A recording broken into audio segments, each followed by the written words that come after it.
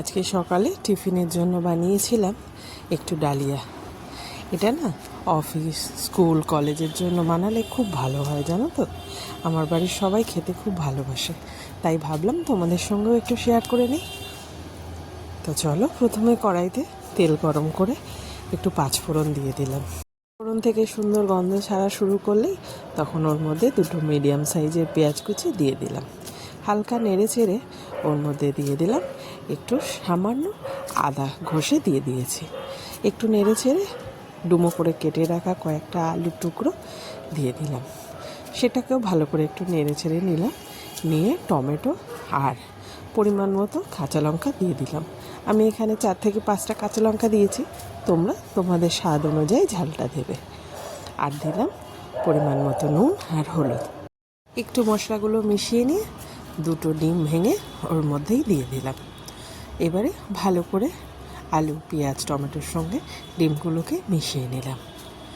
আর তারপরে আগে থেকে ধুয়ে রেখেছিলাম হাফ কাপ মুসুরির ডাল আর হাফ কাপ ডালিয়া, সেটাকে ওর মধ্যে দিয়ে খুব ভালো করে মিশিয়ে নিতে হবে। এবারে পরিমাণ মতো জল দিয়ে খুব ভালোভাবে ফুটতে দিতে হবে, যতক্ষণ না ডালিয়া আর ডালটা সেদ্ধ হতে পারে। তোমরা চাইলে এখানে মুগ ডাল দিয়েও করতে পারো, আরও সবজিও দিতে পারো। আমি যেহেতু এখানে ডিম দিয়েছি, তাই আর বেশি সবজি দিলাম না। সবজি দিয়ে যখন করি তখন শুধু সবজি দিয়েই করি। এবারে ঢাকা দিয়ে বেশ কিছুক্ষণ ফুটিয়ে নিলাম। নামানোর আগে একটু গরম মশলা দিয়ে নিলাম। তোমরা চাইলে একটু চিনিও এখানে দিতে পারো, আমি আর দিইনি। গরম গরম সার্ভ করে দিলাম। দারুণ হয় খেতে, তোমরা অবশ্যই বাড়িতে একবার ট্রাই করবে।